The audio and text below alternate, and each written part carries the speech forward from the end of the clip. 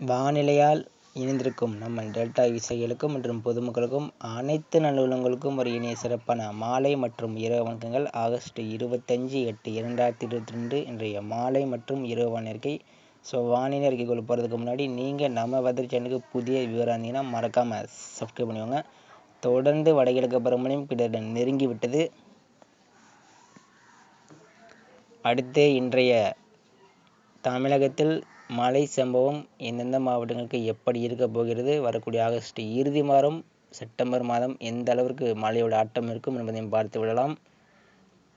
இன்று தமிழகத்தில் இருக்கக்கூடிய 38 மாவட்டங்களுக்கும் மழை வாய்ப்பு அதிகமாக உள்ளது. குறிப்பாக தென் மாவட்டங்கள் பரவலாகவே இன்று மழைக்கு வாய்ப்பு அதிகமாக இருக்கிறது. அடுத்து டெல்டா மாவட்டங்களுக்கும் பரவலாக மழை வாய்ப்பு அதிகமாக இருக்கிறது.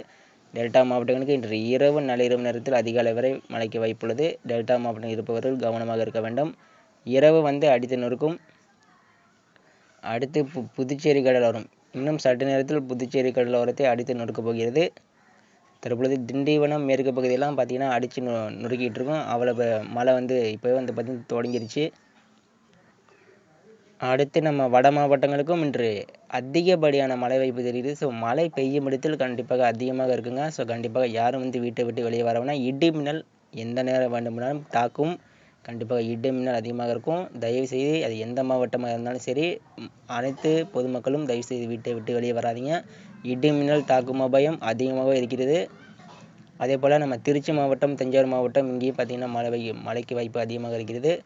அரியலூர் மாவட்டம், பெரம்பலூர் மாவட்டம், நாமக்கல், சேலம், ஈரோடு, கிருஷ்ணகிரி, தருமபுரி, மேற்கே இருக்கக்கூடிய தாராபுரம் கூட இன்றைக்கு மழைக்கு வாய்ப்புள்ளது. ஆனால் தாராபுரத்துடைய கிழக்கு பகுதி, இந்த கரூர் மாவட்டம், அதே போல் இந்த முசிறி, குறிப்பாக சொல்லப்போனால் இந்த மதுரைக்கும் இந்த திண்டுக்கல், மணப்பாறை, தேனி, பழனி, அதே போல் இந்த புதுக்கோட்டை மாவட்டம், பட்டுக்கோட்டை மாவட்டம் இங்கெல்லாம் பார்த்திங்கன்னா மழைக்கு வாய்ப்பு அதிகமாகவே இருக்கிறது. கண்டிப்பாக இன்று மழை கிட்டத்தட்ட தமிழகத்தில் 95% இடத்தில் மழை சம்பவம் அதிகமாக இருக்கும். கண்டிப்பாக இனி வரக்கூடிய நாட்கள் மிகப்பெரிய ஆபத்து காத்திருக்கிறது. என்ன அப்படின்னு பார்த்தீங்கன்னா, காற்று சுழற்சியானது தற்பொழுது உருவாக தொடங்கிவிட்டது முதல் நிலை.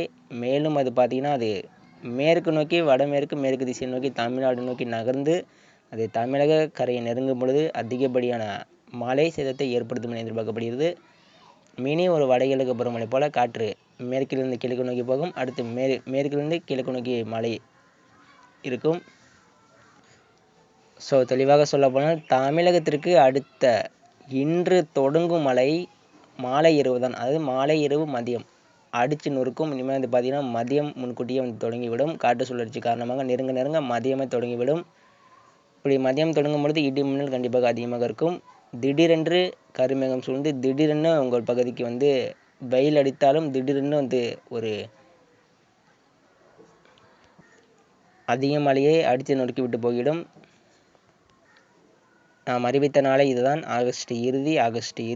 கண்டிப்பாக ஆகஸ்ட் இறுதி வாரம் முழுவதும் பார்த்தீங்கன்னா மழைக்கு இடைவெளியே இருக்காது. அந்த அளவுக்கு பார்த்தீங்கன்னா மழை அதிகமாகத்தான் இருக்கும். கண்டிப்பாக வரக்கூடிய நாட்கள் செப்டம்பர் 8ஆம் தேதி வரை ஒரு சிறப்பான தரமான சம்பவம் தமிழகத்திற்கு தொடரும். அது எந்தவித மாற்று கருத்தும் இல்லை.